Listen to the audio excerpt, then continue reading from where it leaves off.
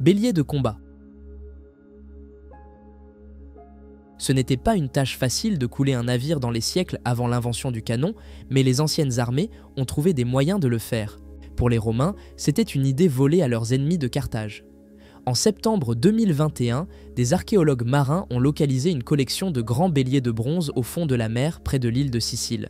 Ils croient que les armes offensives sont des reliques de la bataille des îles Égates de l'année 241 avant Jésus-Christ. Cette bataille légendaire s'est avérée décisive dans la première guerre punique et est largement considérée comme la plus grande bataille navale de l'Antiquité. Les béliers de combat ont été trouvés parmi un groupe d'autres objets appropriés à l'époque sur le fond marin, y compris des casques en bronze qui contiennent encore leurs coussinets de joue, des pièces de monnaie romaines et hellénistiques et des balles de fronde en plomb. 25 béliers de combat ont été trouvés dans la région depuis le début de 2021, ce qui nous donne une idée de l'ampleur du conflit. Cela nous donne aussi une idée du courage de ces marins. Naviguer votre navire directement vers un vaisseau ennemi pour le frapper avec un bélier de combat a dû être aussi terrifiant que dangereux, mais c'était la seule façon de faire le travail. Anneau de 2000 ans. En novembre 2020, un anneau de 2000 ans a été découvert dans les fondations du mur occidental à Jérusalem et il suscite beaucoup d'intérêt parmi les historiens et les archéologues. Le minuscule anneau est gravé de l'image d'une divinité, mais de nombreux historiens estiment que la divinité représentée est résolument non juive. En fait, ils soupçonnent qu'il s'agit d'une représentation du dieu grec Apollon. L'anneau était probablement utilisé par son propriétaire comme moyen de tamponner et de sceller des lettres et des contrats, mais il est inhabituel de trouver une image d'un dieu non juif à Jérusalem. La conception de la pièce de bijouterie, fabriquée à partir de pierres de jaspe, est définitivement cohérente avec un anneau de sceau juif typique. Mais l'image sur l'anneau ne l'est pas. Les experts ont spéculé que le porteur ne vénérait peut-être pas Apollon, mais voulait exprimer les mêmes choses qu'Apollon représente selon la croyance grecque ancienne, le succès, la pureté, la santé et la lumière. Même si cela est vrai, ils auraient pris un risque considérable en le portant. Pour les gens de l'époque, cela aurait probablement été considéré comme blasphématoire. Stèle funéraire. Les archéologues en Italie ont trouvé de nombreux sarcophages romains antiques au fil des ans, mais des découvertes comme la suivante sont bien plus rares. Il s'agit d'une stèle funéraire datant de l'époque impériale romaine, accompagnée d'un portrait en relief de la personne inhumée. Cet artefact a été trouvé à Bucchianico en Abruzzes en février 2023 lors de travaux routiers. Curieusement, il n'y a aucun signe d'une tombe à proximité. Il est possible que la stèle ait été déplacée de son emplacement original dans un passé lointain pour des raisons inconnues. Heureusement, il y a une inscription sur la stèle qui, une fois traduite, dit « Ametia Rufa, affranchi de Caius ». Metia, affranchi de Caius, place ceci pour sa mère. L'histoire enregistre l'existence d'une famille Metia vivant dans cette partie de l'Italie pendant l'ère impériale précoce. L'un d'eux, Marcus Metius, était un légat de Jules César en 58 avant Jésus-Christ. D'après l'inscription, cette femme aurait été une esclave possédée par la famille, mais est devenue libre par la suite. En fait, l'inscription suggère que tant elle que sa fille étaient d'anciennes esclaves. Rufa pourrait être une référence au fait qu'elle avait les cheveux roux.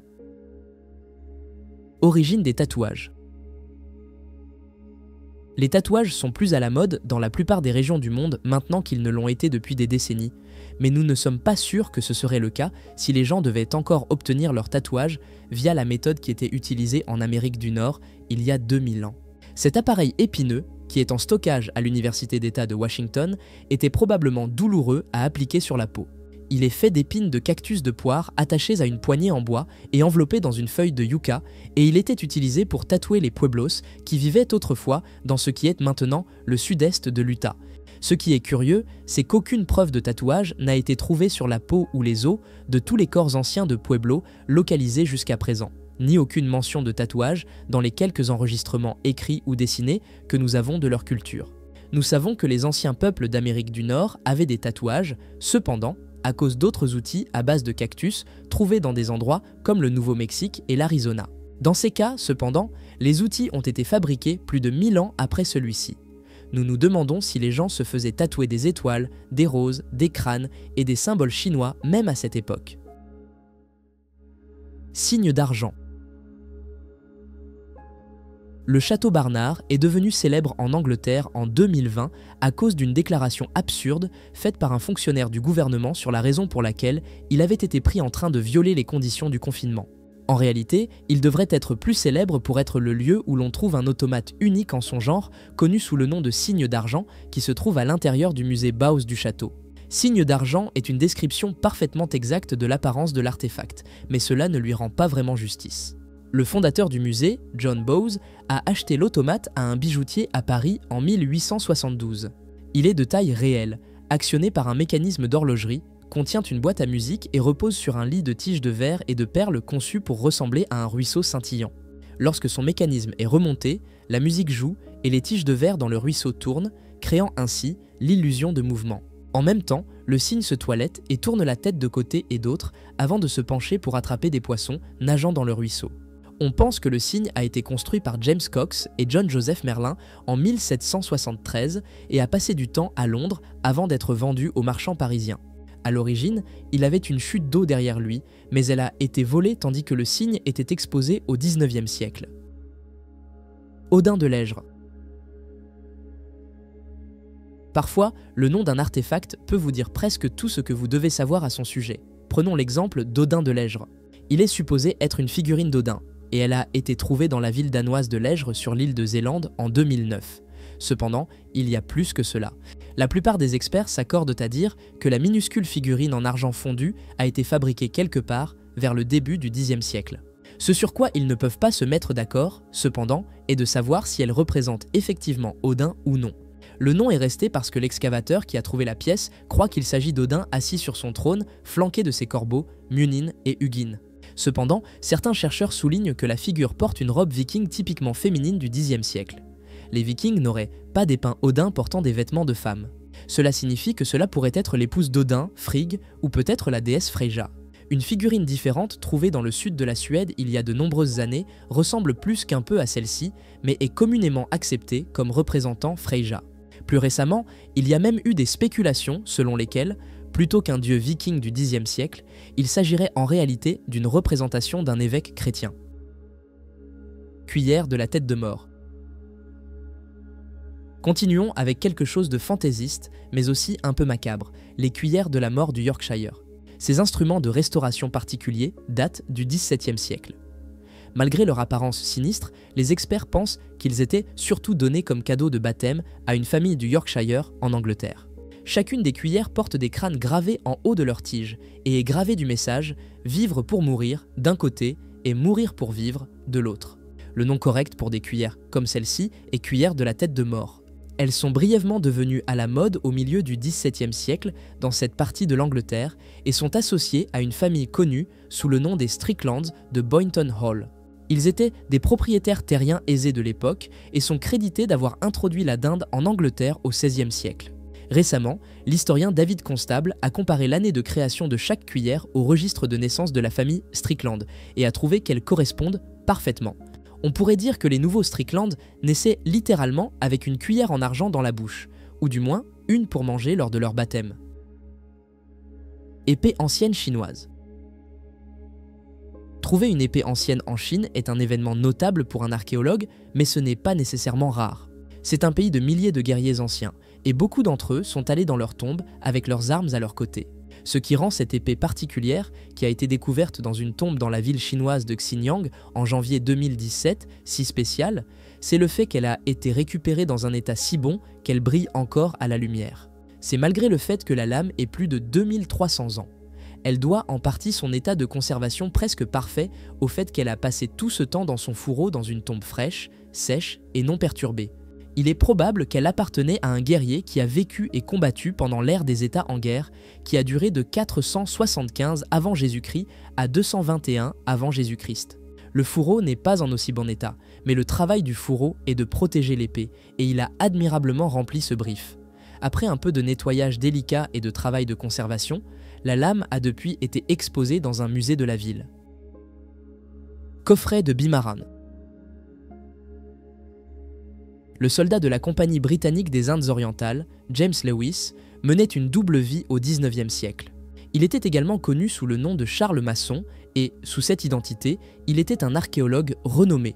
Sans doute, sa plus grande découverte a été le coffret de Bimaran, qu'il a trouvé lors de son séjour en Afghanistan dans les années 1830. Il est souvent décrit comme un reliquaire, mais il n'y a aucune preuve qu'il ait jamais contenu des restes humains. Cependant, il contenait des pièces de monnaie très controversées. Le coffret et les pièces remontent au 1er siècle avant Jésus-Christ, et ces dernières sont estampillées avec le nom du roi indocyte Azès II. La controverse ici est que plusieurs historiens ne croient pas qu'Azès II ait jamais existé, et que la personne considérée comme Azès II est en fait Azès Ier, revenant pour un deuxième règne en tant que roi. Tout aussi controversée est la représentation d'un Bouddha sur les inscriptions décoratives du coffret, qui sont dites être les plus anciennes représentations connues du Bouddha sous n'importe quelle forme et le montrent dans un habillement et une pose atypiques. Les archéologues sont confiants qu'ils ont bien daté l'artefact, mais la combinaison de pièces de monnaie d'un roi inexistant et d'un Bouddha non familier fait que de nombreux historiens voient le coffret de Bimaran avec suspicion. Codex de Dresde. Le nom de notre prochain artefact est trompeur, il est appelé le Codex de Dresde, mais il n'est pas d'origine allemande. C'est en fait un relique du Mexique précolombien et a très probablement été créé autour de Chichen Itza au XIe siècle. C'est une chose assez jolie à regarder, mais une étude plus détaillée pourrait vous donner matière à réflexion. Certaines des personnes qui ont donné toute leur attention au codex craignent qu'il ne soit une prophétie prédisant la date, l'heure et la nature des événements qui entraîneront la fin de la civilisation humaine sur la planète Terre. Ceux d'une nature moins dramatique ont tendance à croire que c'est un chart astral utilisé pour prédire les éclipses solaires et lunaires. Le codex prévoit de manière précise les mouvements des corps célestes qui auraient été visibles à l'œil nu à l'époque de sa création, y compris la Lune, le Soleil et Vénus. Bien sûr, les personnes qui pensent que c'est juste un chart astral auront l'air très bêtes si la fin du monde se produit à la date que les partisans de la théorie du jugement dernier prédisent, environ 80 ans à partir de maintenant. Mais est-ce que la fin du monde est quelque chose que vous voudriez vraiment prouver correct? Croix de pierre arménienne. Techniquement parlant, le site de Kachkar en Arménie est juste un vieux cimetière, mais c'est un très beau vieux cimetière. Il est notable pour sa pléthore de croix de pierre arméniennes distinctives. Même le mot Kachkar signifie pierre croisée lorsqu'il est traduit de l'arménien ancien. La sculpture de pierre croisée est considérée comme une forme d'art ancienne en Arménie, impliquant des motifs de nœuds complexes qui peuvent prendre des heures ou même des jours à créer, selon la taille du marqueur de tombe. Les stèles à Kachkar varient en âge, mais certaines d'entre elles ont plus de 1000 ans. La majorité, cependant, ont été sculptées entre les 16e et 17e siècles, quand 3 maîtres sculpteurs vivaient dans les zones. Ils étaient appelés Mélicète, Arakel et Kiram Kazmog et sont jugés avoir collectivement élevé le standard de la forme d'art en introduisant des images plus élaborées, y compris des anges, des scènes de mariage et des saints dans les motifs. Certaines des pierres croisées de cette période incluent même des représentations de la vie quotidienne des personnes pour qui elles ont été faites. Il y avait autrefois un cimetière Kachkar, bien plus grand en Arménie, mais il a malheureusement été détruit pendant l'ère soviétique du pays. Couronne de laurier de myrte grecque. Toutes les découvertes archéologiques ne sont pas dans les musées. Parfois, si vous avez beaucoup de chance, vous en trouverez une sous votre lit. C'est là que cette très ancienne et très précieuse couronne grecque en laurier de myrte en or a été découverte dans le Somerset en Angleterre en mai 2016. Son propriétaire n'avait aucune idée de sa véritable valeur et l'a conservée dans une vieille boîte en carton sale pendant des années. La couronne a environ 2300 ans et vaut plus de 100 000 $. Le propriétaire voulait rester anonyme, mais dit qu'il l'a héritée de son grand-père il y a plusieurs décennies et n'a jamais pensé à la faire évaluer professionnellement jusqu'à ce que ses propres petits-enfants le suggèrent. De telles couronnes n'étaient pas portées par les dirigeants de la Grèce antique, mais étaient utilisées dans les cérémonies et parfois données comme prix après les compétitions athlétiques. Apparemment, le grand-père de l'homme était un historien amateur passionné qui a passé une grande partie des années 40 et 50 à voyager à travers l'Europe sur les traces d'Alexandre le Grand. Malgré son âge avancé, elle est toujours en excellent état et ne semble pas avoir souffert d'être coincée dans un tel conteneur si peu prestigieux pendant une grande partie du siècle dernier. C'est tout pour aujourd'hui. Quel a été votre moment préféré? Commentez, aimez, partagez et abonnez-vous. À bientôt.